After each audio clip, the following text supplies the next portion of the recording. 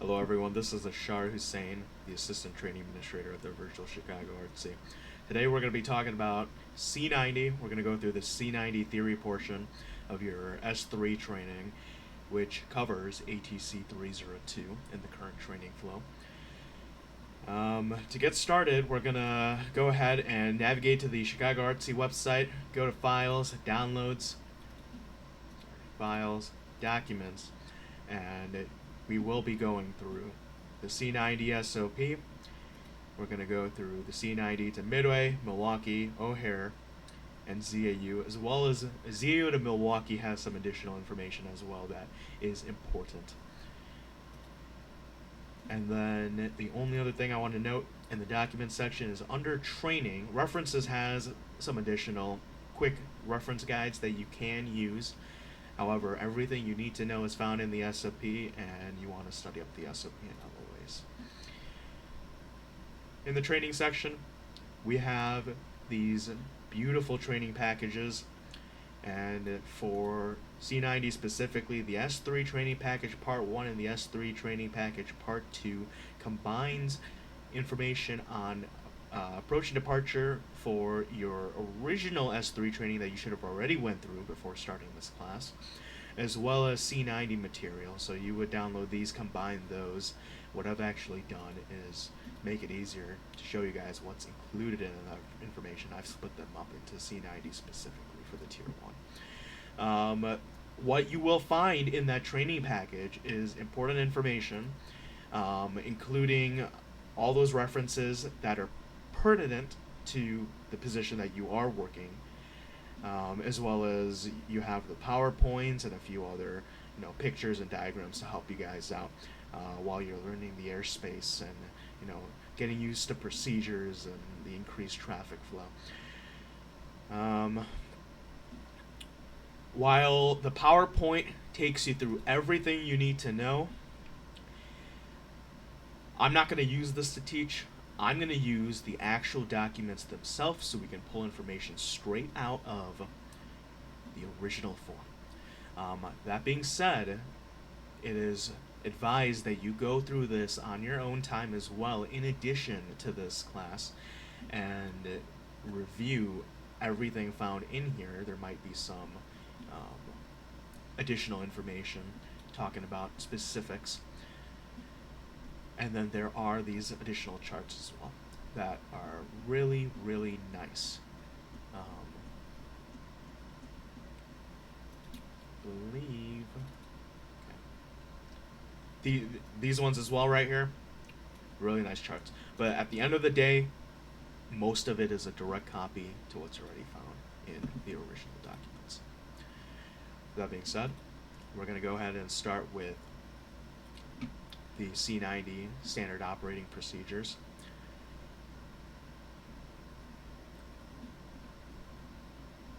Going through this document now. At this point in time, most of you should already know how to get through the basic information found in these docs. So we're gonna breeze through it as much as possible while talking on specifics related to C90 itself and the Tier 1 itself. That being said, starting with Chapter 2, Positions and Operational Equipment, the primary position is Z. That is my position on 19.0. After that, it does get split up, and there's these position combinations that you can use. That being said, the primary positions that you will usually see is Z for the arrival, as well as the final. Y for farm, which is used as the first decombine for the feeders, and afterwards it gets split up even further. And then for Southset, you have Sector 1 departure, you have East departure on B 25.0, and Northset, it's combined into the departure and Northset area here. That being said, you don't really see Northset separated too often. It's usually always combined with departure. But if you ever see it on the network, there's the frequency. There's the info you need to work it. Video maps. A lot of this stuff is covered in our previous stars. training video that is available on the YouTube as well. So this is all pretty basic stuff that everyone is already aware about, or you should be aware about. And radar sensor stuff like this, V-STARS VRC document is a little out of date. We will get that removed next time. You don't have to worry about that right now. Radar beacon codes, CRC handles these for you. You don't have to worry about it too much unless you're setting a beacon code manually, and you're not going to use the one that's provided by the system. Missed approaches go around, V-STARS procedures, scratch pads. We'll get to the scratch pads and all that stuff. These scratch pads, these are a little outdated. We don't really use these anymore. Most people, what they're going to do is they're going to toss, if they do use a scratch pad, what you will see during events at least, and during busy periods where you have the final split off, you might have no scratch pads in there because the data tag defines which final controller is working which plane, and you should know where they're going unless coordinated otherwise.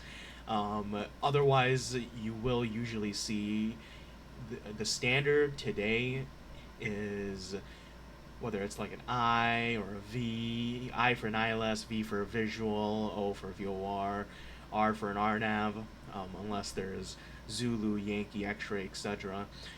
And then the runway number in addition to the letter, and that would be abbreviated.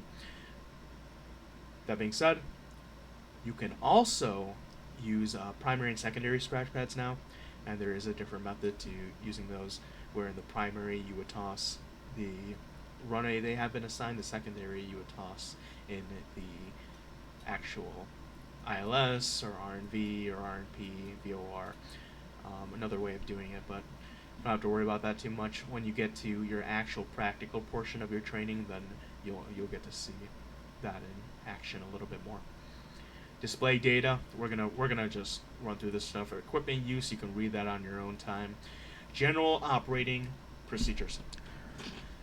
Chapter 3. So prearranged coordination procedures. If you went through our training at Milwaukee, you'll see that Milwaukee has some of its own specific PACPs with the departure controllers climbing through, whether it's feeder space, final airspace, satellite ops, doing similar. C90 has its own set, and it mostly pertains to departure and the satellite positions and using each other's airspace. Now, it is important to note that usually what happens real world, and while these are kind of, brought out directly from the standard operating procedure, a lot of times what they'll do is they'll just let you, they'll let other positions, like you can let other positions use your airspace as long as the responsibility remains with them to make sure things don't go sideways. And what that kind of means is, use my airspace, go ahead, or I'll use your airspace, might not even point it out, and as long as you can maintain the required separation you need, then you are good to go. That being said, the proper procedure is to make sure that you're getting the point outs done, unless PACP covers it. Point outs, APREC, stuff like that. Anyway, getting into the specifics. Departure NorthSat, SouthSat may climb departures with reference to O'Hare and SouthSat arrivals. If you need clarification on this, ask your primary mentor, your primary instructor. As an S3 controller, you should already be aware of what that entails. NorthSat and SouthSat positions must not climb above 4,000 within 20 RCP to coordinating with affected O'Hare departure prior to coordinating with affected O'Hare departure procedures. If you look at the NorthSat and the SouthSat sector diagrams and what airspace they own, they're not even going to own above 4,000 until around that 20 RCP, RCP just range from O'Hare, and that's kind of how C90 airspace is defined. A lot of it is in use to the range rings from O'Hare directly, and that gets you like certain RCP defines the boundaries, things like that. So yeah, within 20, you got your O'Hare departure. They're doing a lot of work in there, so you want to just watch out for that. Once they're out of that 20 RCP range from O'Hare, then you are good to, use PACP to get them through. SouthSat, Sector 1 may climb in Sector 2 airspace. When we look at the airspace diagrams, you'll see which one is Sector 1 is, which one Sector 2 is, where they own, why they do that. May climb southbound departures with reference to O'Hare departures south of the east and west line through Midway Airport, exclusive of the ADA. So don't climb through the ADA. The arrival descent area, we'll show you what that looks like in a little bit. And then east-west line through Midway, and then anything south going southbound to the south gates, Aceto Bacon, Miskey, Dent, Earned, you can climb south of that. And they should remain. How they kind of do it is you'll see in the LOA that they'll toss the O'Hare guys, and those will be up to the 15.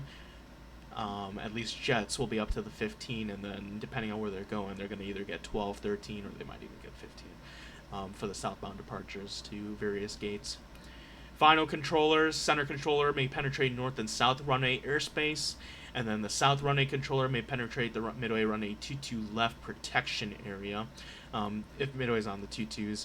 And then SouthSat, it's still the South final controller's responsibility if they're in there, but SouthSat's going to have guys in there all day. The R9 Bianchi 22 left, and they're gonna be running it. Those guys are usually down at 3. Yeah, pretty straightforward. Center final has they do a lot of work in the back of the box, and they have a fairly small portion of airspace, and they can really just do what they want as long as they're watching out for everyone else. North and south, once we get to the final section, they kind of make sure that they're going to remain clear of the center final aircraft. Departure. So you must ensure diverging or 3 nautical mile lateral separation from aircraft departing O'Hare on tower assigned headings parallel with the ADA. What this means is when you're using the ADA on uncommon boundaries, we'll get to the uncommon boundaries. What this means is when you have those departures climbing out, as soon as you have that 3 mile lateral separation, or if you want to be proficient at it, you have diverging separation. And if you want to know what diverging separation entails, talk to your primary, and have them teach you how to get people climbing as soon as you have diverging separation, so you're as proficient and efficient as possible. Departure control must ensure 1.5 nautical miles lateral separation from the arrival descent area when a tower assigned heading does not parallel the arrival descent area. That is from the arrival descent area itself, and so what that kind of means is when they're 1.5 south of the ADA, they get them climbing type of deal.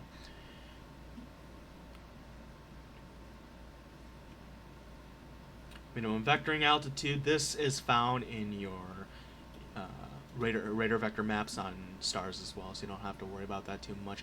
Our biggest obstruction, and the MVA jumps up to 3,300 in this area. So south final, this is important for south final when they're working, and they want to do early turns near the lake, as well as basically Willis or Sears Tower, your pick on that. But other than that, MVA is pretty low throughout C90.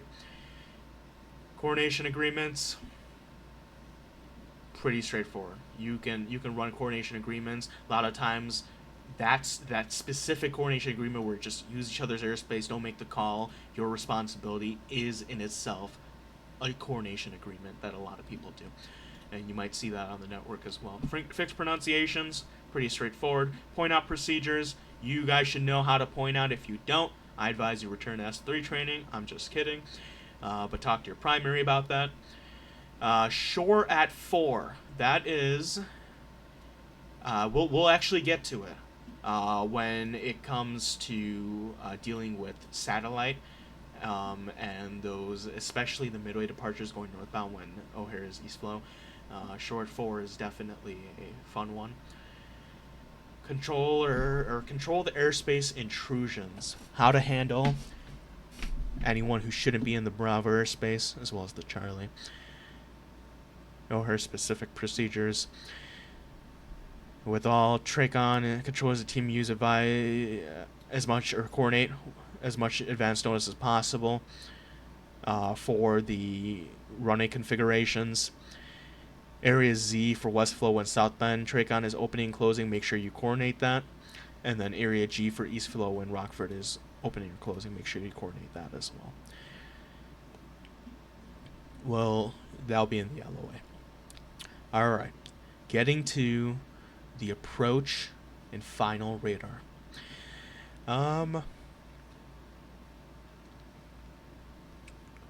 When conducting dual instrument or visual approaches, not trips instrument, visuals, duals, or trips, and then duals instrument. Feeder must only use depicted north and south runway altitudes, and there is a chart in the appendices that show which, as well as in the reference documents that show what altitudes that feeder will use. Pretty straightforward stuff, guys. North runway final assumes overlying center runway airspace inside 25 RCP. South assumes the airspace outside of 25 RCP. O'Hare feeder boundaries are uncommon with O'Hare departures and SouthSat. Feeder may operate to the airspace boundary. So feeder can do what they need to. Is kind of what this means. Feeder can use any airspace they need to, right? All the way up to their airspace boundaries, and then O'Hare departure is the one that's responsible for remaining clear of their aircraft. General procedures. The feeder responsibility stays the same as any other facility. The only thing about C90 is we're more hands-on, more manual, hard work goes into basically any position. Departure feeder, it's 10 times harder, 10 times more fun. Harder until you get used to it. Cool. Transfer communication to another feeder. Come on. This is standard stuff. Make sure you get the comms over on time. Make sure you have plenty of room. Make sure you flash early.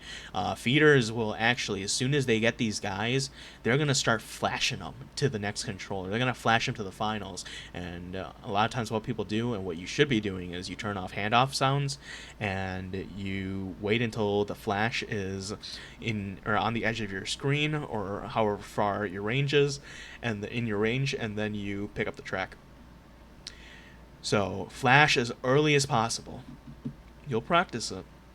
Transfer communication to final. Same type of deal. Release control to receiving feeder final on contact for everything. Important stuff. As a final controller, make sure you don't, descend them or turn them out of feeder airspace if you're going to do that. But you can do anything when you get them.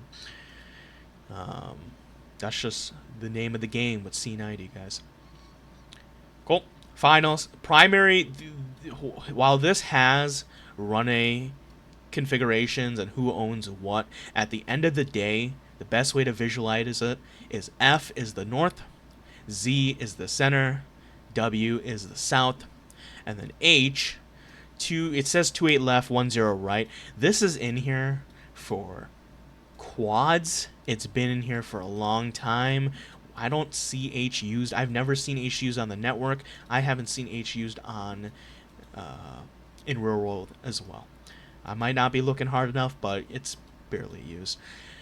You will usually see F, C, and W, unless it's a mid-scope, but I don't know whether that is the case or not. Anyway, regardless of what this chart says, if you're running 28 left, 28 center, and 27 center, Okay, well now F is 2-7 center, Z is 2-8 center, and W is 2-8 left, type of deal. So you can ignore this. It's not; these aren't necessarily like fully defined, gotta follow through with. It's just whatever run A's they're using for that day. F is the north, Z is the middle, W is the south. Accept handoffs from feeders adjacent facilities. Pretty easy. Final must not descend into the arrival descent area until ensuring diverging or 3 nautical mile lateral separation exists from O'Hare departure. Aircraft on O'Hare ATCT assigned headings. The maximum in west flow, the maximum far right heading that they're going to assign is parallel to the ADA. Same thing east flow. They will only ever parallel to the ADA. They will never enter ADA out of O'Hare. So knowing that information and watching, departing or departures aircraft, you can start that descent. But I mean, if you do have this, then you can descend lower earlier as well. If there is room to do that. Final sequence of the primary runway, coordinate and initiate handoffs to other finals and feeders. Blah blah blah. Coordinate with other adjacent facilities when vectoring a straight-in fix, Watson or Shane arrivals, or when combined to a feeder. Adjacent facilities, if you need to. There are some portions of Area G and Z where you need to, if you do need to drop them into South Bend or Rockford, you can do that, but you got to coordinate that as well. So, I mean, you should be coordinating anything with anyone anytime it's on standard, right? And LOA says you got to do it, type of deal. When conducting dual or triple instrument approaches, display the capture bar map, that's a RVM, radar vector map in stars, and then use the procedures defined below. And we'll get to them. Intercept the final approach course outside the capture point. So regardless of, some facilities don't have capture points for visual approaches, they'll toss guys right at each other and make it work somehow. We don't do that here. C90, you will have the capture points for visual approaches as well, and you will definitely have capture points and capture altitudes for your instrument approaches. Now, anytime you do want to capture outside, it says outside, but it's more like, intercept outside the capture point, except when, so you can intercept inside if you coordinate with all the other final controllers, whether that's a basic call, you're working F, you're like Z and W, American 123 is going to be an early turn-in. Simple stuff like that. Make that coordination work. Get a yes, get a approval from those two final controllers, you're good. You can also you can do general coordination agreements with this type of stuff and let them know that, hey, I'll just be doing early turn-ins and I'll make sure that I follow the rest of the procedures defined in here, and I'll make sure that we don't lose separation with any of your guys and it'll be just fine. Go ahead if you want to do that. That's what I do sometimes. Remain at least 1,000. So this is important. This section right here. And the reason why is because you can't use visual separation. Guys, remain at least 1,000 vertical or 3 nautical miles radar separation from the parallel traffic until established on the final approach course. If you're doing early turn-ins, visual separation or visual approach clearance does not relieve controllers from this restriction. Very important stuff. That is found in the actual LOA as well. So you need to make sure that you will have either of these two. Or wake if you need to. If you're going to be doing any early turn-ins, it will not be a constant or repetitive operation. Yeah, I mean, that's what the real-world LOA requires as well, so that's what we require. That being said, during an event, it's not busy. You're getting each guy's getting a few planes within the first hour. Run it, right? But once you get busy, you might want to do that if traffic allows for it. This is very important because the capture points at C90 go out to 2025, at least for W and Z final they do. And it's a little unfortunate because our capture points are at least 5 to 10 miles farther out than a lot of other facilities, so we have to take them farther out to hit the capture points, and the simulators do have limitation for that 25. So a lot of times it might be beneficial, especially when you're working Z final into the center and you're feeding the straight in arrival Shane Watson. Send them direct to the 9,000 fix or even the 8,000 fix at 8,000. The altitude for that should be 8,000 center right here, or turn up at or above 7 capture point 8. So that's what you can do, just to make sure that they load the entire RNAV for the ILS, and then they use that as a second operation. Not conduct PRM approaches when this is standard for PRM approaches. If the ceiling is less than 800 feet or the visibility is less than 2 stat tube miles. Moving forward, dual simultaneous instrument approaches. North runway, regardless of what runway it is. South runway, regardless of what runway it is. 4,000 and at or above 5,000 respectively. Capture point for both of those runways is the 6,000 fix. That's for instrument approaches.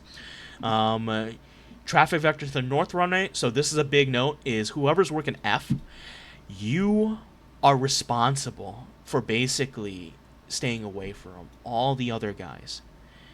That being said, they shouldn't. If you follow procedure and everyone follows procedure, this will never be an issue anyway. But you must be at the turn-on altitude before traffic is less than 3 miles from the south runway final approach course. And then south can kind of do what they want because they shouldn't ever be below 5 unless coordinated. Another thing I like to do, and this is a minor side note, is sometimes if you want to make something work, call the other final controllers. If you see a guy on the other final that you maybe want to drop them and they might be able to do that for you, then call them and ask them, can you drop this guy? Maybe he's at 5, drop him to 4, and you'll make your guy fit in at 5, but don't bank on that.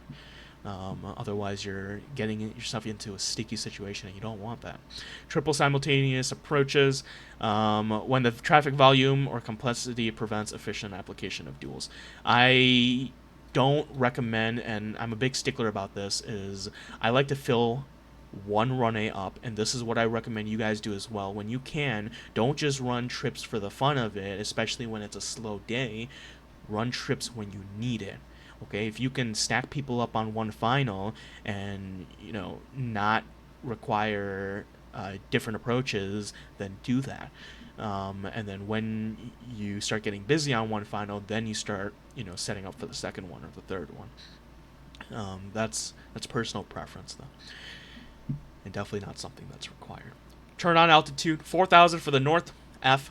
W at or above 7, that's our high side. So the norths are low. The south, 5 or 6, is our middle, and that's the turn on altitude of 5,000 feet at the 7,000 capture point, or the turn on altitude of 6,000 feet at the 8,000 capture point. Is how you read that. The north is the low, 4 at the 6,000 capture point. Unfortunately, as I said, the capture points are quite far out. Turn on altitude for the center finals at or above 7 at the 8,000 capture point. Cool. Again, north and south runways must be on the turn-on altitudes before traffic is less than 3 nautical miles from any other final approach course. First one is going to be the center that you get to anyway, right? So make sure your north and south, your low and middle, they're at the altitudes they need to be before you're turning base and you're reducing lateral separation. Visual approaches to the north and south runways, but must instrument approaches to the center arrival. This is the VIV config, and we'll talk about it more in the visual approach section. What that basically means, though, is if you're running visual approaches, and you're running trips, they must always be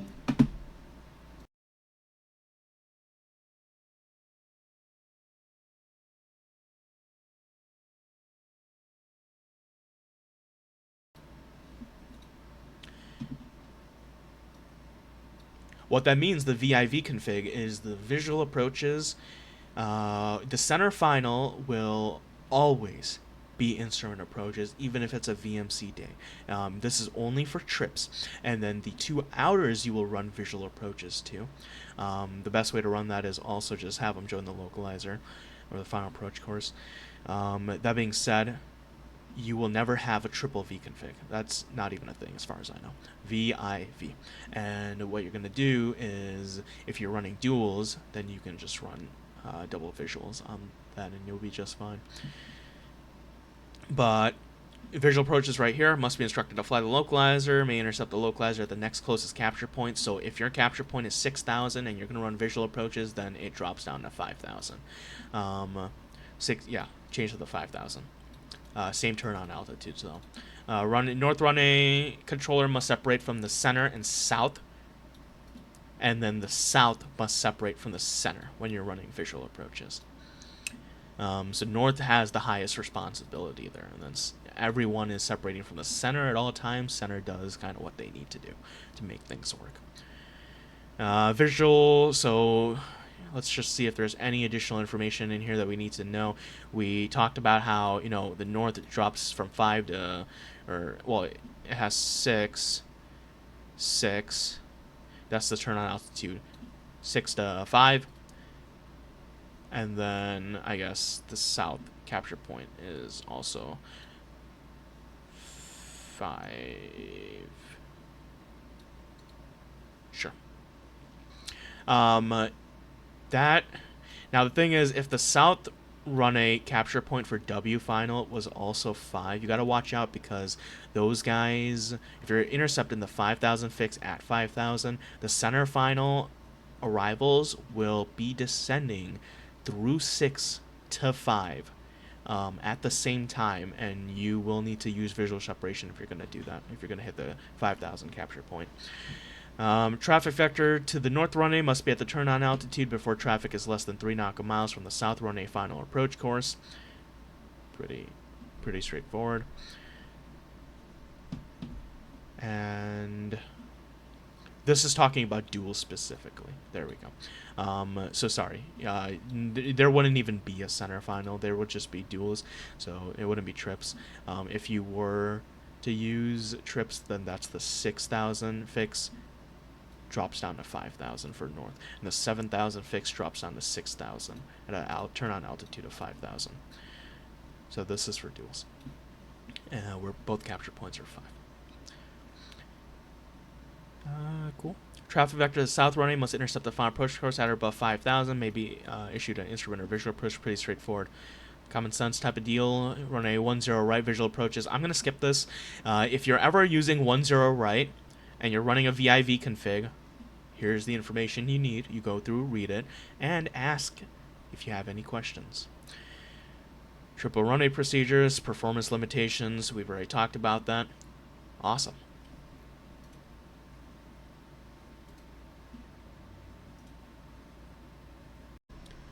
Now we will head into Chapter 5, Departure Control.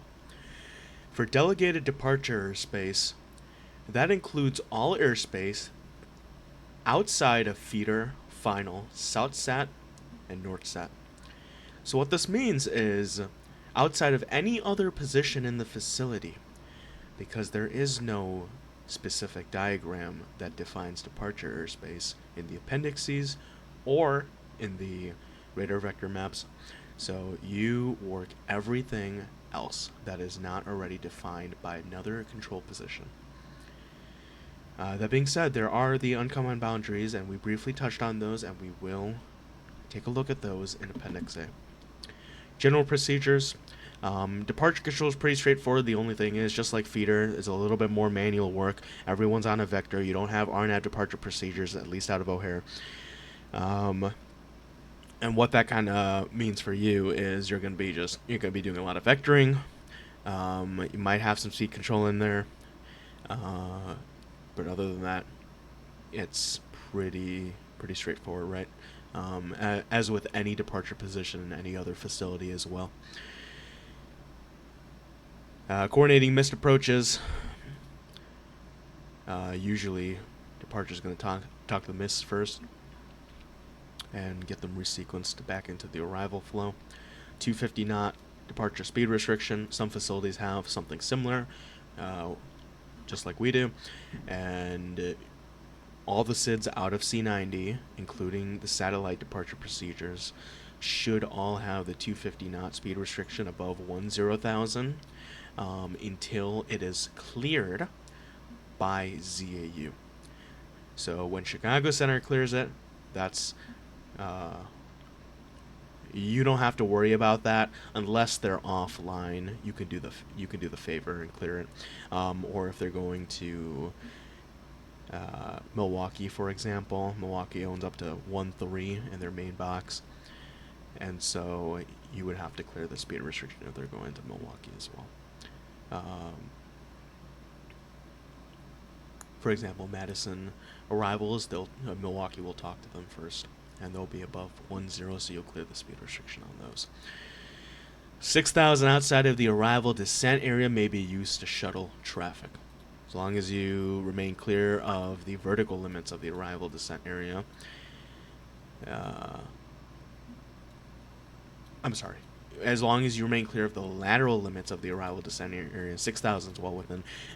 Right over O'Hare, north to south is where we shuttle our traffic, and that's going to be at 6,000, and we usually use that. The most common version is when Midway is departing a Pumpkin or a Raynor departure to the north gate, and O'Hare is landing west flow. You can't really drop them short of floor in that scenario, so Midway Local will launch them westbound, usually a 250 heading, and we will work them.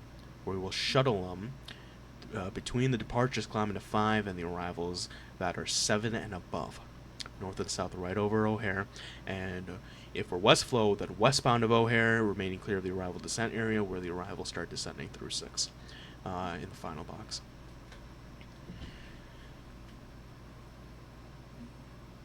West departure procedures. West departure must work all westbound departures requesting at or above 6,000. So satellite departures going at or above 6,000, west departure will work them. Anything below 6, it doesn't necessarily have to go through west departure. East departure. So with east departure, there is the south satellite climb quarter boundary that starts 15 RCP east of O'Hare, and I'm going to go ahead and show you where that is now.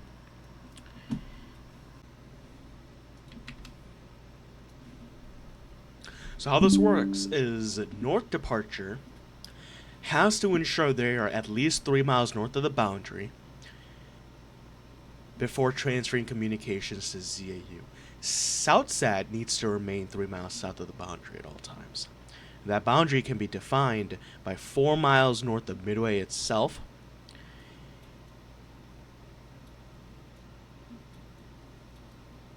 it's going to be east-west line. You draw east on a 09 or 0 bearing, just north of the 2-2 left final, just barely. And there is a little designation on the RVM as well that you can follow. And it begins 15 RRCP east of O'Hare.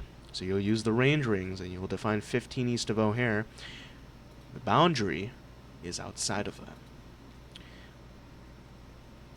So SouthSat 3 south at all times, NorthSat 3 north.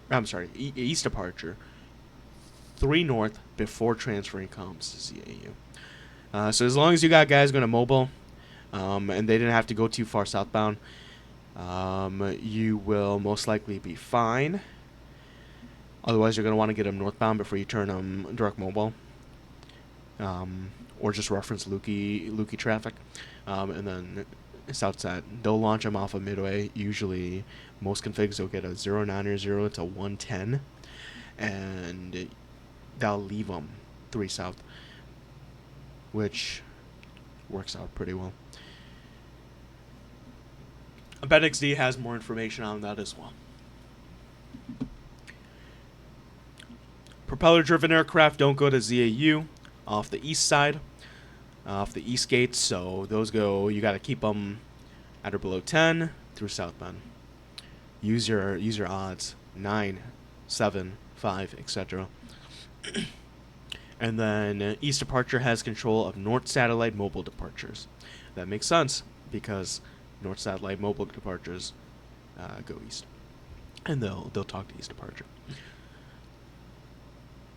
and they'll be pretty low there until they get through Cubs feeder. South departure procedures. South departure must point out or issue traffic to the appropriate south satellite sectors.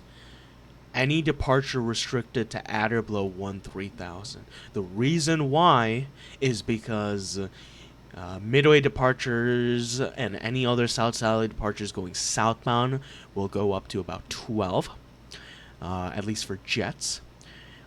And then O'Hare guys climbing to 15 if they are restricted to at or below 13, including 13 because of merged target. Then you just make sure you let Southside know about that. North departure procedures. North departure must ensure vertical separation under or at least 4 nautical miles from, or lateral separation from the center line of the Accra and Euchre SIDS. So let's take a look at Appendix D real quick. Right here. There's the Southside Climb Corridor and the Accra Euchre SIDS. While it does define their protection areas, you do need to, as long as you're 3 nautical miles from the center line, you will be fine. And where was I? Nope. 4 from a lateral from the center line, and you're going to be fine. That's the vertical separation provided. That's about the area itself up until they're through 15. North satellite operations are fairly simple. Delegate airspace is in Appendix E, and all the delegate airspace for all other positions are also in the appendixes, as well as our other resources on the site. If they are entering from NorthSat and they're going to SouthSat or SouthSat to NorthSat, there's approved altitudes and conditions to follow. If you look through these and you use these, and you're going to be just fine. North satellite must hand off aircraft to departure positions, northeast and west departures on a heading to remain clear of the arrival descent area into O'Hare at 4,000. Pretty straightforward stuff. Usually you could get away with a 360, 09, or 0270 heading, right? And then during Westflow, Mobile and Gipper non-RNAV departures may be on a south heading at 6, handed off to east departure, and the east departure will handle them. And east departure gets the control, as defined above. After completing required pointouts, you might have to point these out to north departure first before you send the east departure, if departure separated. Otherwise, if departures combined, you could probably leave them at 4, send them departure so you don't have to do unnecessary point out. South departure, so to south departure after required point outs on a south heading at 6,000, or using 6-2, this chart right here. So you can use any of these conditions to get them to SouthSat. Or you can, the most common one is on a south heading at 6,000. The only thing with that is, same thing, and we're going to talk about it when we're talking about SouthSat departures going northbound. If departure is decombined, so south departure is separate from north departure, then you point them out to north departure, and if the point out is approved, you put them on a south heading at 6,000, and you flash them to south departure, and they skip north departure altogether. And if departure is combined, you can probably get away with a heading to remain clear of the arrival descent area at 4,000, or a south heading at 4,000, as long as there's no conflicting O'Hare departures, climbing up to 5, and you just flash them straight to south or departure combined. Is probably the best way to not have an unnecessary point out to the same position they're going to talk to immediately thereafter. 250 knot speed restriction, we talked about it. Chicago, executive airports. SouthSat, there's a NorthSat light for any Milwaukee IFR departure that requires runway 16. Make sure you call that. So call the tower, let them know that you're going to activate the NorthSat light. It has to be coordinated, and then you can release departure. VFR, departures off of 16, not a requirement. Has to be as long only a Milwaukee IFR departure off of runway 16. Coordinate with O'Hare ATC any Milwaukee arrival that will circle to runway 624, 30, or 34. So any circle into Milwaukee, and you got to make that call. Except that one runway. North satellite should not be used for Milwaukee arrivals. Pretty straightforward. O'Hare will, if you remember from your O'Hare training, O'Hare will block out airspace. And you'll get different headings for these departures going to the north gate, or they'll keep them a little longer and then put them on the appropriate heading once they're through the altitude the airspace defined for. South Satellite, Chapter 7. Talks about delegated airspace. The appendices have different airspaces depending on Midway config and O'Hare config. Sometimes O'Hare east-west, Midway same runway config might change the airspace a little bit. And then we'll get to the uncommon boundaries again. General procedures, pretty straightforward. You coordinate the South Satellite for any ILS arrival running the ILS running 13 center into Midway. And then the South Satellite would be coordinated with O'Hare. If you're running the RNAV, you don't need to do that. When O'Hare is landing runway 4 right, instrument approaches to Midway runway 13 center are not authorized. If O'Hare is landing runway 4 right. It doesn't happen often, but it can. Coordinating with the Midway final controller to conduct other than advertised approach, Midway feeder sectors must indicate their assigned approach in the scratch pad as followed. Again, we don't really use these scratch pads anymore. If you do need to use a scratch pad, use the standard that we talked about. Otherwise, you can even get away with not even inputting a scratch pad for the primary approach, and if the approach is going to be other than assigned, then indicate it. But if Scratchpad is a method for you to track what you're doing and what you've assigned people, then definitely use them. Reduce separation on final between aircraft landing runway 4 right, 22 left, and 31 center may be allowed to reduce to 2.5 nautical miles, provided both aircraft are within 10 nautical miles of the landing runway. Additional wake turbulence separation is not required, and the Midway METAR visibility is 2 stat 2 miles or greater. Wake, unless it's something that's not real world ops, shouldn't really be the case here. Into O'Hare. Oh, a side note with this is required where you must have 2.5 over the threshold within 10 type of deal when you are not using visual separation to replace.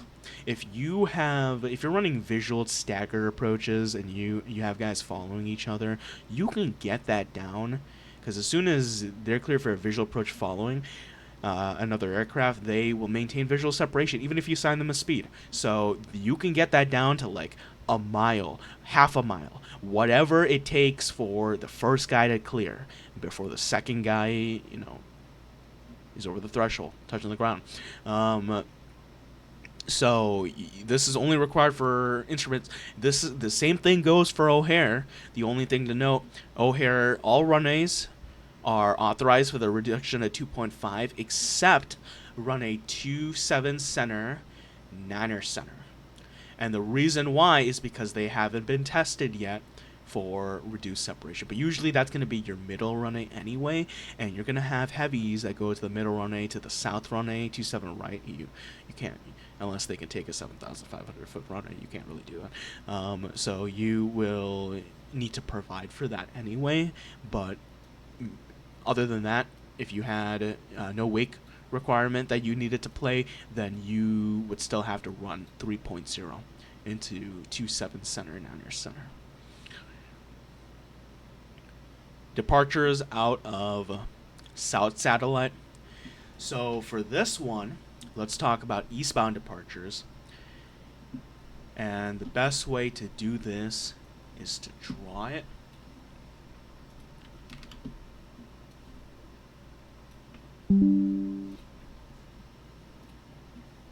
Okay. So, You have your South-Sat climb corridor boundary. You have Lukey, and then for the non-RNAV, you have Gipper that goes eastbound. You may...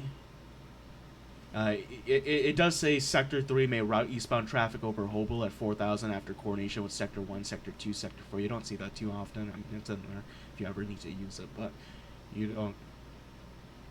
I haven't seen that used on the network. Individuals jet aircraft requesting 15,000 or above may be climbed using PACP to 15,000 per the C90 ZAU LOA handed off to the appropriate ZAU sector. Because O'Hare NorthSat doesn't use Lukey, right? They will... Southsat kind of owns all of it. You can get them up to 15 and up to ZAU. The west departures and the south departures we'll get to in a second. Those are different. For northbound departures, if O'Hare is west flow, Midway is going to launch. They're not going to launch to the shore. They're going to launch 250 heading. Climbing at 3, right? And south, or sector 3 is going to run the point outs. So if departure split, so you have north departure is separate from south departure, then what Southsat's going to do is they're going to point out to south, and then they're going to climb them to 4. No, they're going to climb them to 6, turn them northbound if south allows for it. 6,000. Come off at 3. In reference to the O'Hare departing traffic, and then they're going to flash them to north. And north will handle the shuttle, as well as the climb once they're clear of any conflicting aircraft. And Pumpkin, Rainer, and they're gone. If they north and south was combined, then you can probably just leave them. I'd probably recommend putting them on a 270 so they don't enter another Southsat sector if Southsat is split off. Otherwise, you could probably leave them on the 250, climb them to 4, which is what you own in this area. Leave them on that. Let departure combine handle the turn northbound. In reference to the O'Hare traffic is the best way to do that. And then if O'Hare is east, while you could shuffle traffic over O'Hare, it's much easier to use the shore because there's not much happening over here. So you'll get these guys on that 090 to 110 heading, that range that Midway provides. And what you'll do is you're going to want them on a northeastbound heading at 4,000. Toss them northeastbound. They're coming off at 3, right? Toss them northeastbound at 4,000. Now there's 2 different things you can do here. Either you can point out to east departure and then flash to north departure, again, if they're decombined. And if they're combined, just leave them on that 090 and up to the top that you own, which I believe in this area might be 3. And then you just flash it to departure combined. If you can get them on that northeastbound heading and get them over to departure combined before you do that and before they exit your C90 airspace, then you would be fine with that as well. Northeastbound 4, pretty straightforward. Shore to 4. Here's the shore, right? Anywhere east of the shore, 4. Cool.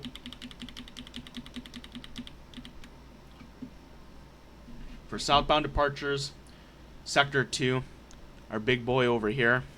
I'm not going to draw it properly. They're over here though. It's probably more like this. It's in the appendixes. They will usually talk to these southbound departures.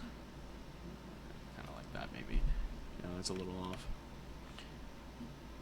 But they work all 5 of these fixes right here, the A through E fixes going southbound, and I mean it's pretty straightforward. You keep them clear. Depends on Midway config on how you would handle it. It might be a little different if Midway is like 2-2 left versus Midway is like 4 or 3-1.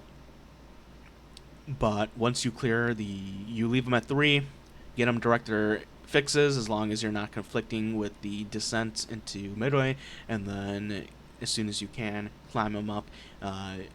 LOA, we'll get to the LOA, it says 12 for the jets going southbound out of Midway. But you use PACP to climb below the O'Hare and North Satellite traffic.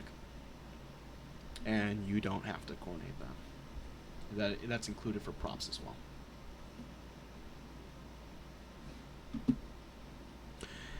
A note with Midway, and you get those guys on the 250 heading, and they're going to be at 3,000, they're going Westgate. It's probably best to get into the habit of putting on a 270 and then, 4,000, and then flash departure, and departure will get them direct the fix that they need to go to, as well as a climb further.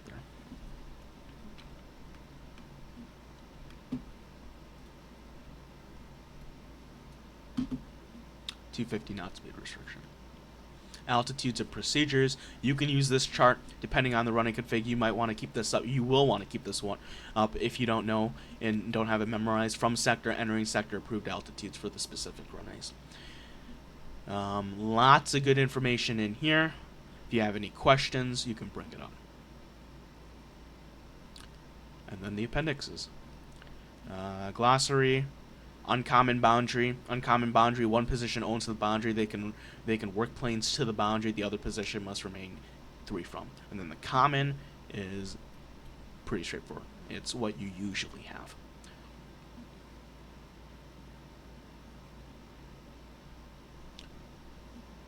MVA.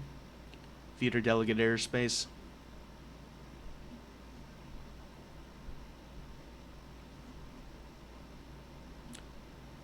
On a side note, they don't own this entire block right here. They own what's in here. And then final box in the red, south side, north side, departure owns the rest. Outside of all of those. These charts are handy. They'll tell you, depending on what feeder you're working and which runway you're going to send the plane to. And, I mean, there's standard runways that you'll learn for the arrivals. And then depending on like aircraft category, if they can't take 27 right, there's going to be standards for where they go first, and if that final's full, then you'll send them to the other final. For example, if you got a guy on the windy who's a heavy, and usually the windy goes to 27 right, and they can't do that time, so you'll feed them outside of 30 RCP. This line right here.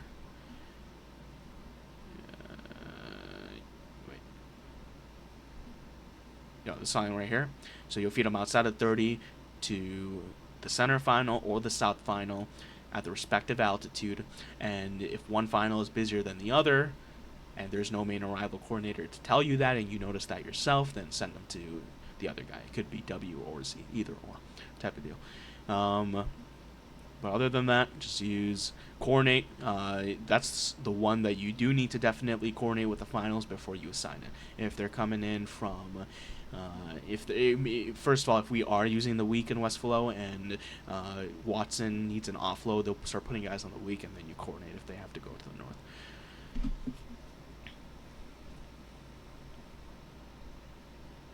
Final airspace diagrams. We talked about how the center airspace gets split off to north and south when you're running duels.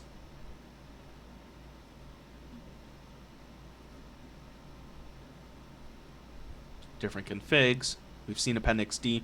North satellite airspace, south satellite airspace gets in depth, and then so you'll have the the altitudes, the vertical limits, and then you'll actually have the sector lateral limits in separate charts, and then you'll have charts or pictures and then charts explaining how that gets decombined. Sector 1 and Sector 4 have pretty complicated airspace they got to watch out for if they're ever split off. That's why we usually try to keep these two combined as long as possible. That's the C90. SOP. Moving on, we have our C90 to O'Hare LOA. We're going to breeze through this. You should already know this from your O'Hare training. What C90 delegates to O'Hare is what you need to home in on now.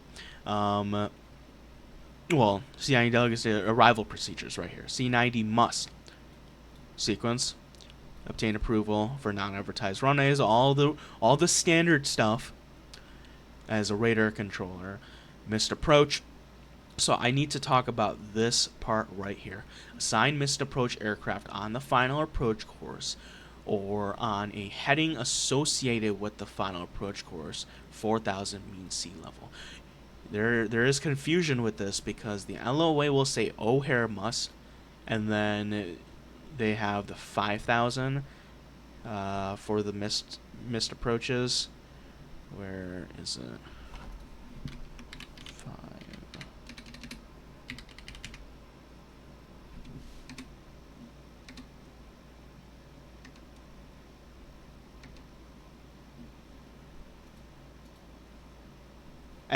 All aircraft executing missed approach, contacting the appropriate C90 departure controller, assign at altitude of 5,000. Why does O'Hare assign 5,000, and why does C90 assign 4,000?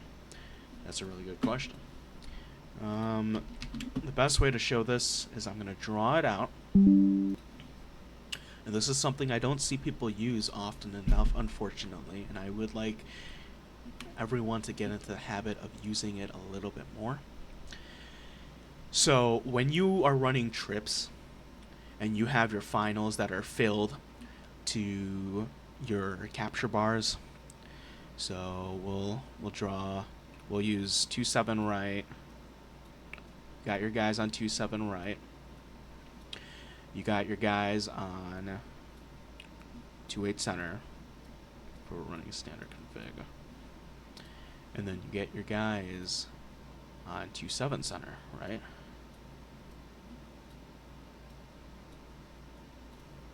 And now you wonder, why does O'Hare assign 5 and why does C90 assign 4? The 5,000, that's just standard. That's the missed approach altitude because that's also the initial altitude out of the field. So if you can get 5, otherwise you could coordinate 4 as well with the departure controller if you have conflicting traffic. This is tower controller information.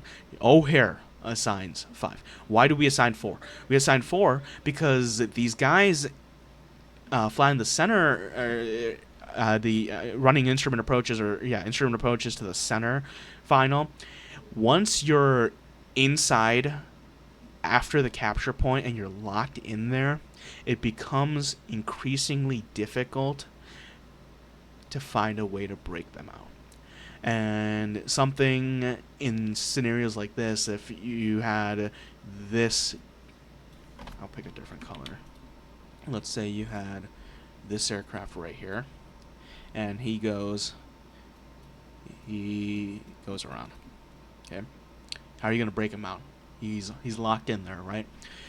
What you want to do is you would probably have him fly the localizer inbound, or as the SOP or the LOA says, assign a heading parallel to the final approach course. And in that case, it'd probably be like a 275 or 273, and have them fly that, account for wind, right?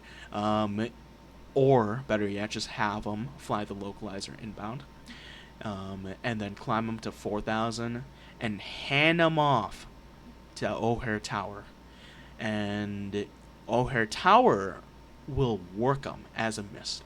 So they'll continue to fly localizer inbound. They'll fly to the field. After that, Tower will provide instructions to work them away from departing aircraft, like a regular missed approach, and then they'll climb them to 5, send them off to back over to departure. Departure will resequence them. Fly the localizer inbound. They will continue to fly it, and then O'Hare local does what they need to do. Not something we use too often, and it's something we should start using for sure.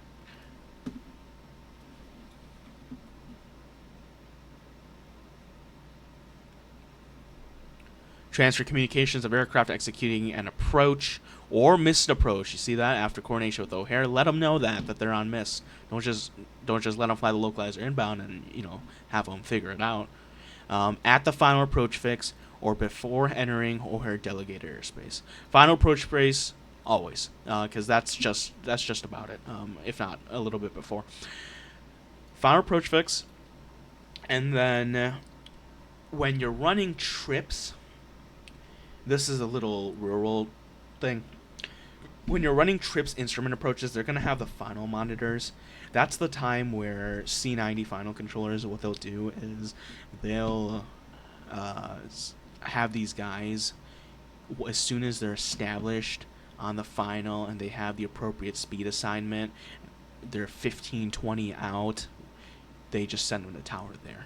And they'll be checking in with tower way before the final approach fix, just so they're on tower's frequency where the final monitor is watching them in a zoomed in scope and very sensitive scope, and they will be readily available if they need to issue control instructions if they see any deviation from the final approach course.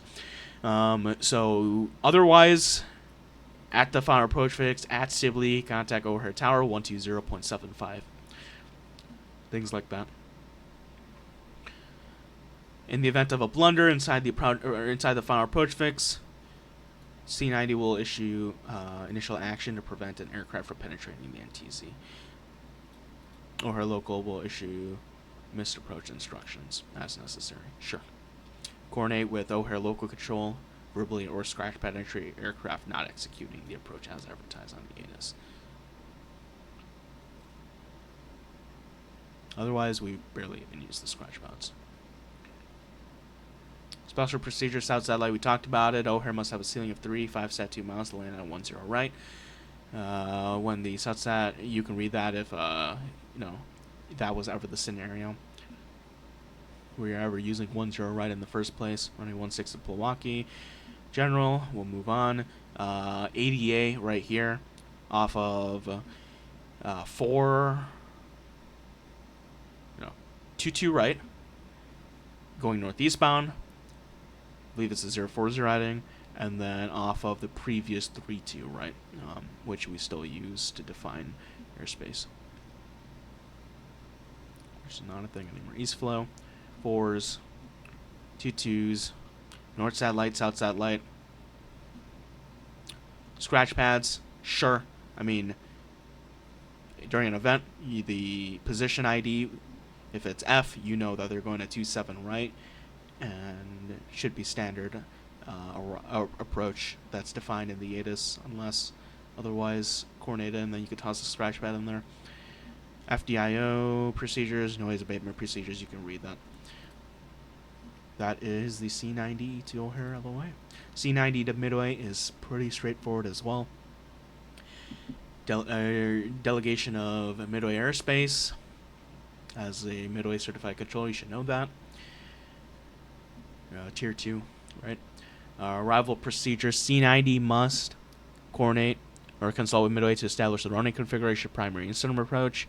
We'll check Appendix A in a second. Vector inbound aircraft to the primary instrument approach. Except aircraft may be cleared for a visual approach to that runway, provided C90 instructs aircraft to maintain 2,500 feet until advised by Midway Tower. Let them know. Maintain 2,000. Clear for the visual clear visual approach. Runway 31 center. Maintain 2,500 feet until advised by Midway Tower. There you go.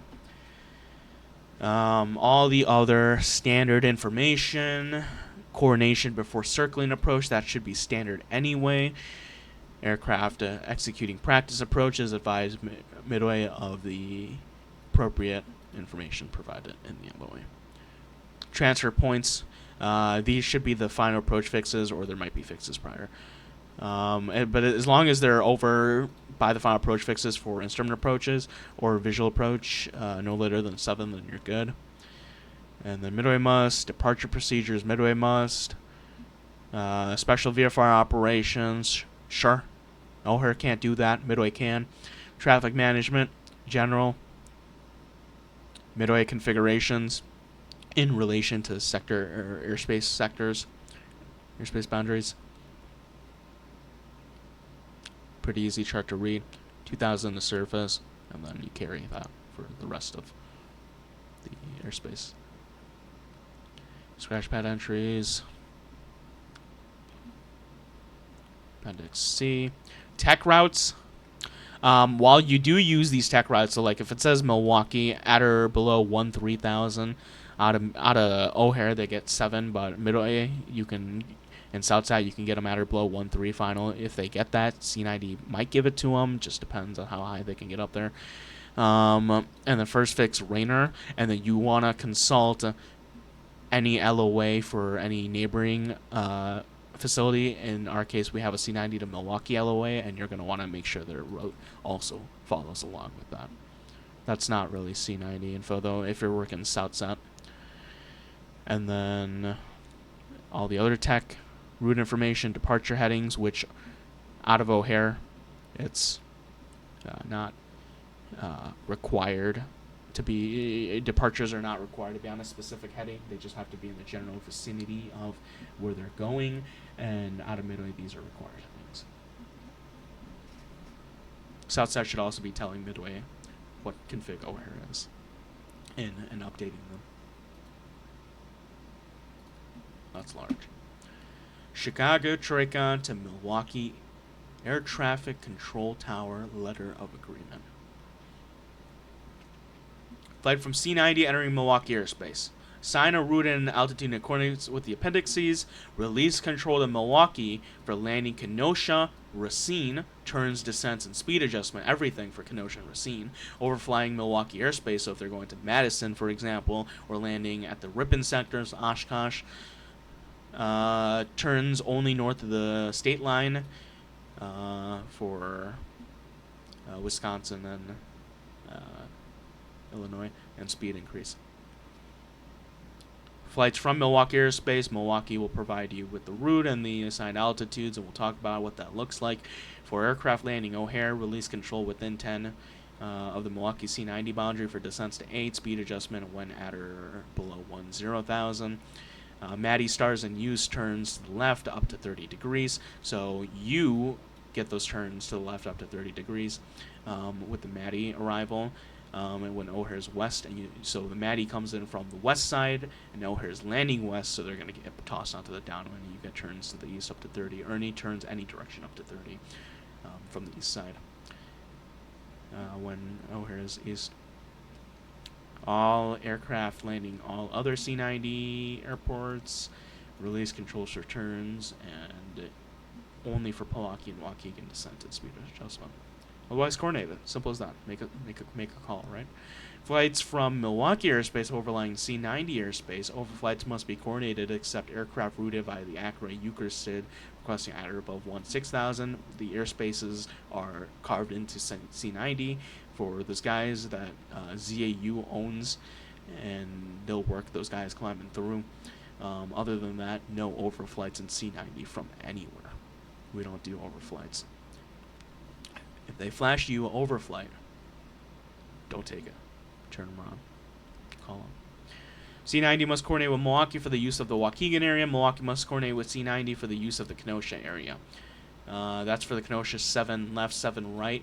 And if Milwaukee needs that for the ILSs, then they'll coordinate with C90, and you be a nice guy, right? C90 must coordinate with Milwaukee for the use of the Waukegan area, and that's for Waukegan, I believe, run 823 for the ILS. Milwaukee C90 boundary protected holding airspace. When Milwaukee is holding O'Hare arrival, C90 must protect the holding airspace depicted in Appendix C for the coordinated RNAV star. Milwaukee will call you. They will tell you that they're holding O'Hare arrivals because C90 probably told them to start holding O'Hare arrivals. And you will protect this airspace right here. This blue. Hanka and Swiss. Kenosha area for the 7 right, 7 left, and Waukegan area for 2-3. You don't own it until you coordinate it. Sometimes what they'll do also is, like, if Milwaukee has a Waukegan arrival, they'll just, and Waukegan's 2-3, you can even just coordinate it, have them, toss them. onto the final and clear them for the approach, and they can send them to Waukegan Tower. Waukegan Local, and you don't even have to worry about it. Airspace details: Rockford up to 10, Milwaukee up to 10, Milwaukee up to 13. Milwaukee C90 has these little interesting boundaries right here you gotta watch out for. The Milwaukee North, so 1's final box is just below. Milwaukee Cubs, ZAU to the northeast. Then you have South Bend to the east. You have C90. We'll talk about these appendixes with ZAU once we get to the ZAU C90. Or these little airspace shelves with ZAU once we get to that LOA. Departures. This is that Brittman, Tays, Milwaukee. So this is where you take the Rainer and you connect it to Brittman, Tays, 7,000 going up to Milwaukee, and that's which everyone should be getting off the ground off C90. And then there's more information. Most of the time it's just simple heading, at least going northbound 360, and then Milwaukee or satellites, separate altitudes, 7-4 respectively. And then the overflying Milwaukee and the landing route. There's more information on them as well. And different altitudes for jets versus props. From Milwaukee, you will get them, unless they're on the O'Hare arrival, everything else, including Midway, including Southside, everything. All of their satellite airports, they get a heading. And depending on what config O'Hare might be, they might toss them on the other side. They're nice about it. Otherwise, you'll get them east or west of the departure corridor, northbound departures out of C90, and you'll just work them in.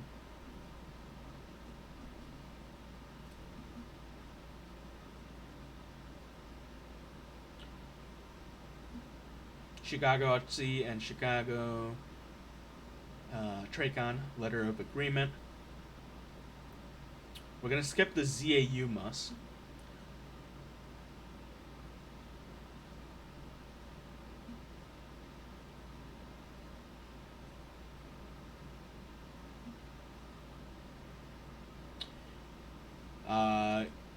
Other than the portion where you do get speed control for everything, regardless of C90 position you're working, you get speed control. Whether it's satellite feeder, you get speed control for everything. And then, depending on who you're getting planes from, regardless if you're working O'Hare feeder versus satellite, if you're getting planes from farm, from the northwest, you'll get those turns from Fike, likewise to 180. Only the turns. And then if you're getting from Rockford, you'll get the descent to 9,000 in addition to the previously stated turns. From the northeast, from Cubs, you'll get turns as soon as you get them. And for O'Hare arrivals, descent to 6, just so they can get them southbound a little bit quicker. If they're going to south final or center final, they're going to be outside of RCP 30.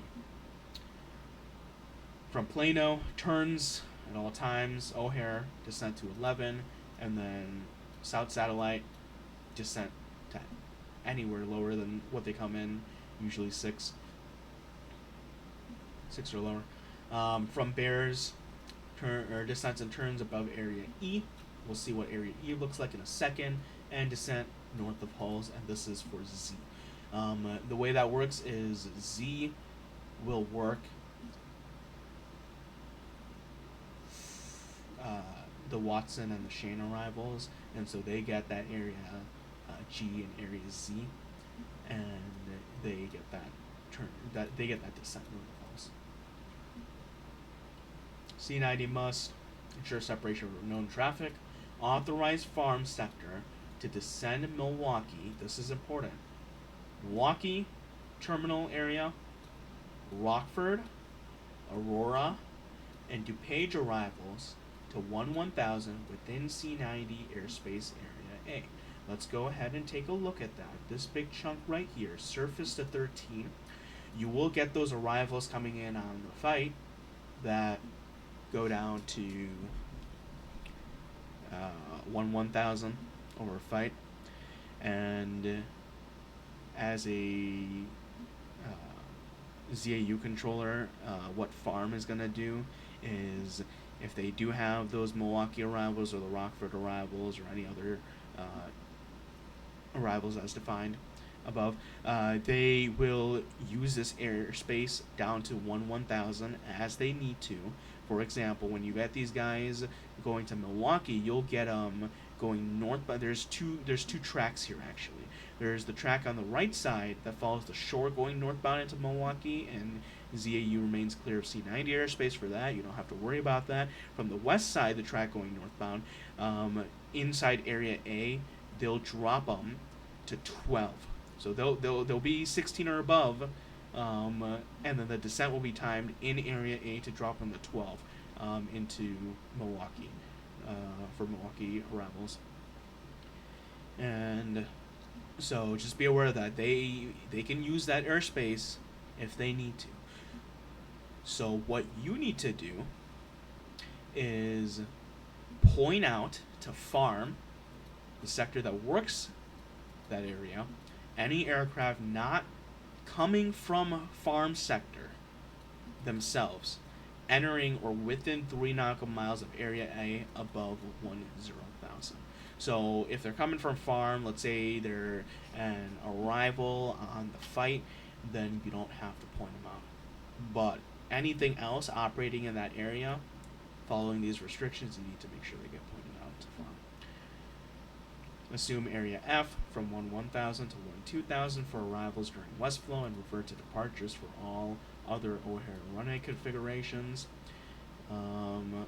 Take a look at Area F right now. That's on the east side here. And that's 11 to 15. And how that kind of works is there's going to be the block that's 11 to 12, and Z is going to own that, and then east departure will own above that from 13 to 15. We'll talk about G North in a second. G North or G South. Yep, arrivals, and then it reverts to departures. So if O'Hare is east, you still own Area F. It's just departure owns it completely, rather than only 13 and above. Departures. C90 must route aircraft via departure track fixed heading in accordance with the appendix. Ensure non-RNAV are assigned the same altitude, are in trail, or have correct route relationship. So proper sides, if one's going northeastbound, one's going northwestbound, make sure they're on the proper sides of each other. Clearing northbound aircraft no farther direct than Nito, Brittman, that's on the Pumpkin and Rainer tracks, after Pumpkin and Rainer respectively, except Waukegan departures may be no further direct than Dillon or Tays, which are also on the Pumpkin and Rainer tracks. Clear mobile or Lukey aircraft vector to avoid Watson Star traffic, direct Adim or Gipper as appropriate. That's if mobile or Lukey don't get up there quick enough, and you do need to turn them around to get them above 13 in that area F, right? In that case, then just make sure you get them directed down to Gipper, farther down the track. Or you could just use mobile Lukey if you want to as well, if it's not going to look too bad. Clear north-south RNAV aircraft, transfer it to Piatone. North of O'Hare, direct Monks or Giorgio. These are departures out of north-south going southbound to Piatone. And if they're north of O'Hare, you can get them direct Monks or Giorgio before joining the appropriate SID or departure track. And usually the departure procedures out of at least Milwaukee, they have these defined. They have Monks or Giorgio defined. Or at least they have definitions that make it look nice, and they'll join the tracks for you, so they're hybrids. Delegate to ZAU the use of the accurate Euchre SIDs through C90 airspace, provided all aircraft meet published crossing restrictions. We already talked about that. Assign the lowest of the following altitudes. So, as depicted in Appendix D, we'll look at Appendix D in a second. The flight plan requested altitude, or 3,000, when the flight plan requested altitude is 4,000, and only 4,000 itself, and the aircraft is entering Plano to the southwest. So don't even give them 4, just give them 3. The reason why is because there's so much stuff happening down there. Real world there should be an alert area, and they don't have one for some reason. But you have so much stuff happening down there. You have Rockford arrivals, Plano's work at Rockford arrivals, O'Hare arrivals, Midway arrivals, and then you have all of the satellite traffic that operates and the training area that operates down there. Side capable jets 250. We already know why. Provide all your departure sectors 3 nautical miles separation, increasing to 5 or greater.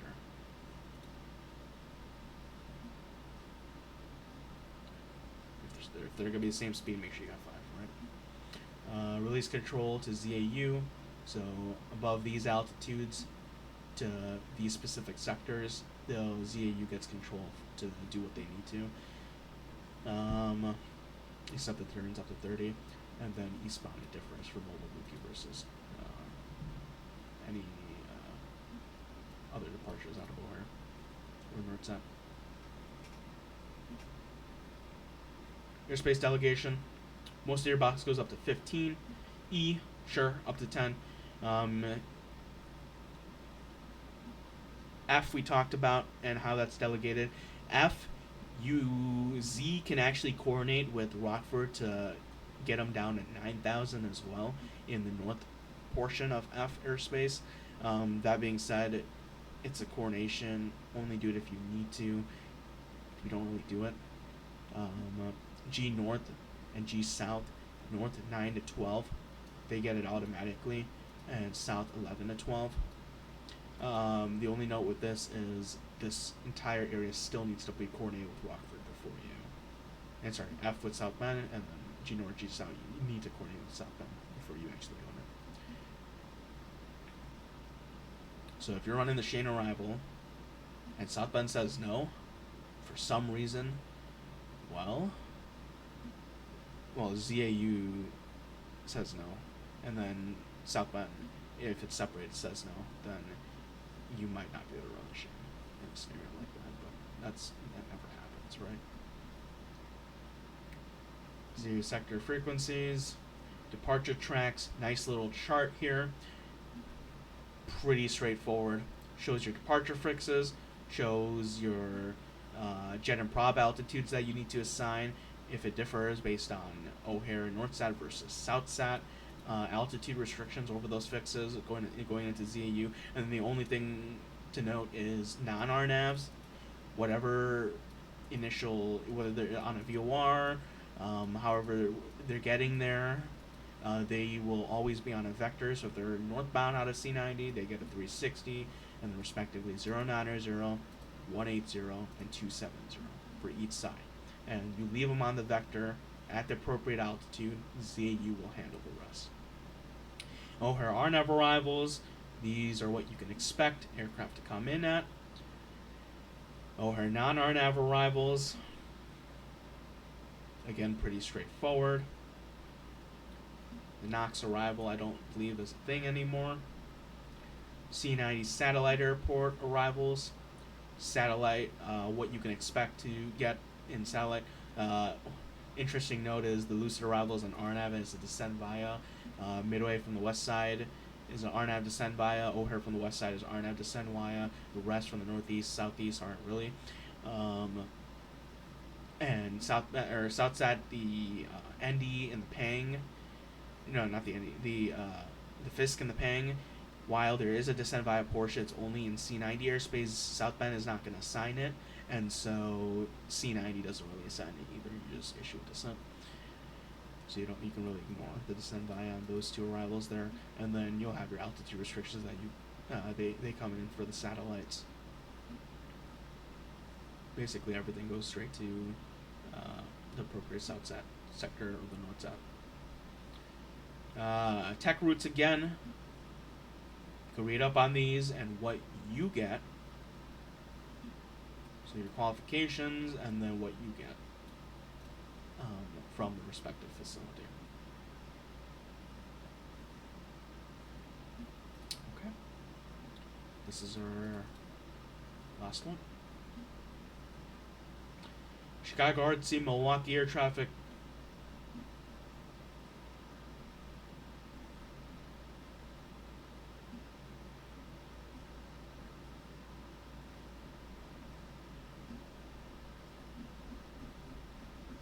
Control tower.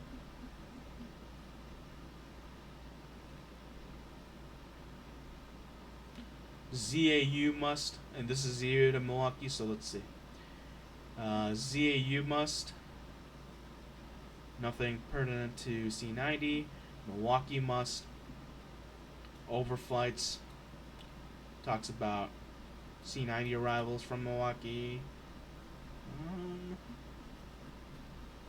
Oh, this looks good to me. Let's see if we're missing anything in here.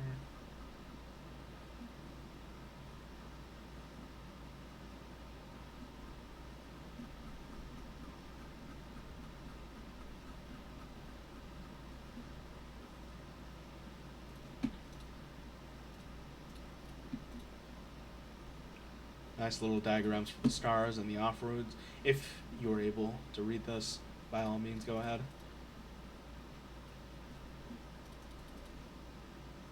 RNAV departure routes.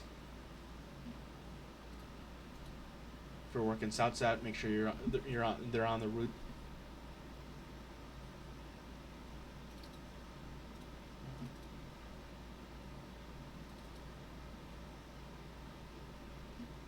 All the appendices are available in the training package, as well as a lot of additional information for various FAA regulations. Letter agreements and diagrams, which I don't think we're missing anything.